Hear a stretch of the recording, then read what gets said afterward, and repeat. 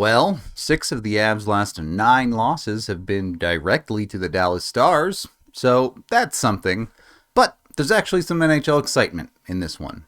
Avs lose 4-2 to the Dallas Stars in Game 2 of preseason. Once again, it's a preseason game. The actual end result doesn't really matter that much to me. You're looking far more at individual play of players trying to earn roster spots. On one hand, you have players that struggled, like a Jean-Luc Foudy or a Jacob McDonald on this one. But then on the other hand, you had players that excelled, a Sam Malinski or a Nikolai Kovalenko. Malinski, very, very solid for the Avs on the defensive end here. In that battle of defensemen through 2 preseason games, I think Malinski has probably looked the best. Now, there's a lot more going into that positional battle than just how they look in preseason, but Malinski did all he could in this game as a defenseman. Yes, he wasn't perfect, but he made a whole lot more good plays than he did bad. Before we get to the real star of this game for Colorado, though, Dallas is the team to get on the board first, and this first goal is a perfect example of how it's always multiple players' faults when it comes down to bad plays happening. A puck battle along the far wall in the Dallas zone. The Avs are ultimately going to lose it, and DeHaan is going to full send a pinch here despite a Dallas player being uncontested, able to collect the puck along the wall. Now, this would have been fine if Jean-Luc Foudy, even right now, if he just abandoned ship and goes back and covers for DeHaan's pinch, the Avs would be okay defensively. But because of this pinch, and because Foudy decides to get flat-footed and stick along the wall, all of a sudden it's an odd man rush the other way when they lose that pinch battle. Creates 3-on-2, essentially. This is defended fine by Sam Malinski. He takes the pass away, but DeHaan is just not able to recover from the initial pinch, and a great shot from Matt Duchene beats Georgiev. For DeHaan, I think part of that is probably getting adjusted to the Avs systems. The Avs want aggressive defensemen. That was not the right play to make that pinch. But if Foudy had read the play the same way DeHaan had and circled back, then we're never even in this building. I will say DeHaan is scheduled as the defensive defenseman of that group of D battling for that bottom pairing role, so having him make mistakes like that does not look great for him, but throughout the rest of the game, he did have some solid defensive plays in his own zone. For a guy still adjusting to the Avs systems, I thought he looked fine. The rest of the first period was a snoozer. The Avs got dominated, and that is because these lineups were not equal. Dallas iced the majority of their NHL roster, whereas the Avs didn't. It was a majority AHL or even lower potentially roster. That difference pretty definitively showed, and honestly, credit to the Avs for keeping this game as close as they did with that disparity in talent. It would take until the second period for the Avs to get on the board, and they would do it on the power play. The Avs are working in the near corner on their power play here, and they're able to get it back out to the point and kind of reset their setup. Malinski does a nice job of dragging in the high forward and taking up as much space for him as possible, which leaves a ton of room on the far side for the Avs to work with.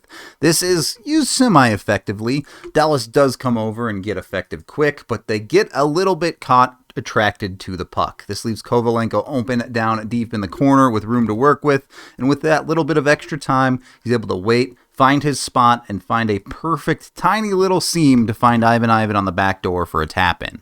Some very nice work from Kovalenko in and around the net there. Yes, you saw the setup for the goal, but just before that, he also had an opportunity where he stepped out in front and tried to stuff it in. It did not work, but that net front area is somewhere Kovalenko is going to need to be successful to be effective in the NHL. Tying things up 1-1, that tie would barely last a minute. Face off, pretty clearly a set play for Dallas here when they're able to win this clean, where they walk in along that far wall down in deep. McDonald tries to step up and play this here, but ultimately just gets walked around, and the defense almost entirely falls apart here.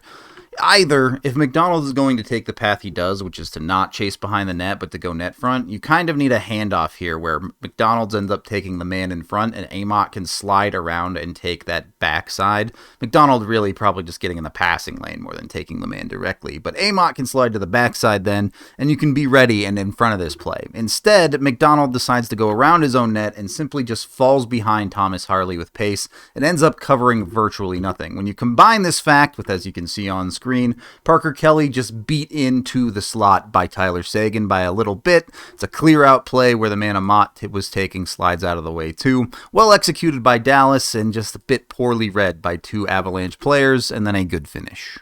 Look, that is poor coverage from Jacob McDonald, and Parker Kelly gets beat to the back post. But if you are playing a real NHL game and you have Jacob McDonald and Parker Kelly out there against a line that includes Matt Duchene and Tyler Seguin, you've made a mistake strategically. The expectation is those top-end Dallas players should beat these Avalanche caliber players that they iced in this game, and that's what they did. At the end of the game, Seguin and Duchene would both have 3 points apiece, so them beating up on fourth line caliber and AHL level players is not that big of a deal. And the Avs would get that goal back just a few minutes later thanks to a great individual effort from Nikolai Kovalenko. It's a breakout for the Avs starting from their own zone D to D, and then a big stretch pass up that actually does not connect. It was initially intended for Chris Wagner, but it bounces off the star, and Kovalenko finds it, and it's just great work from Kovalenko here. He picks up this puck, and he's able to just outwork and outskate everyone for this puck to get it down in the corner by winning a bit of a battle. Now, as Kovalenko rounds the corner, he recognizes he is being pressured extremely hard.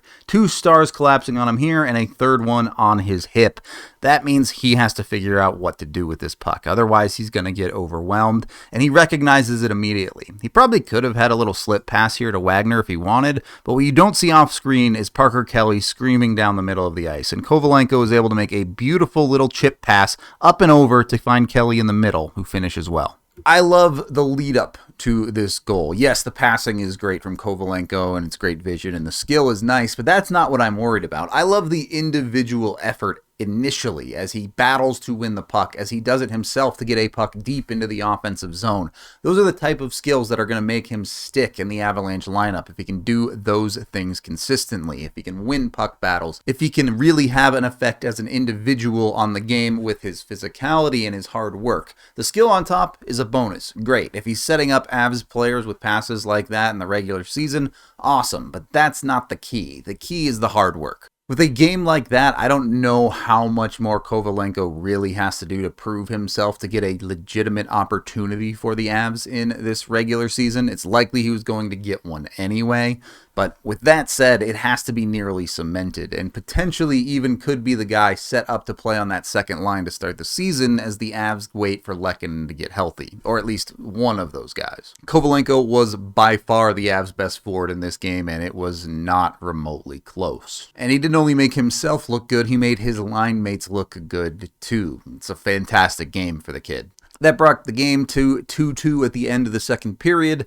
Just less than a minute into the third, the game-winning goal would get scored. Stars collect, go to the opposite flank here, and then work their way through the neutral zone. As Jamie Benn games the blue line, you're going to see Sam Malinski try to step up on him, and it just doesn't work. It puts Malinski in a tough spot a little bit behind this play, and Ben just throws this puck to an area, catching Nikita Prishchapov just a little bit off guard, not ready for a puck to slip in behind him. And as this comes through, you're going to see the Avs actually have somewhat okay coverage here. They're probably overcommitting to the puck a little bit, but Malinski, if he could win this battle with Duchene, you're probably in a fine spot. Unfortunately, Malinski, because of that step up, finds himself behind Duchene, which gives a great opportunity. It's a nice pass from Ben to get this over and through to Duchene, but even then, this puck probably shouldn't have gone in the net. Duchene actually, you can't really see it, but he's going to flub this puck, and it's going wide until it hits Malinski's skate and redirects into the net.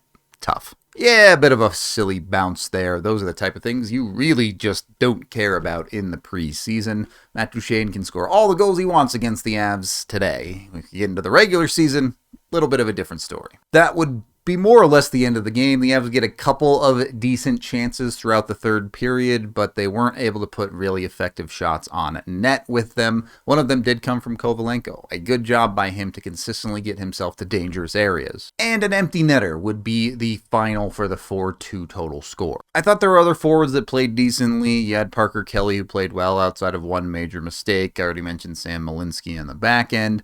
But you also got a fine game out of someone like Belmar too. But this game was really all about Nikolai Kovalenko. That is the end of this game video review. Thank you for watching. Head on over to thednvr.com for all of our coverage. I am Rudo, and let's get to the regular season, please.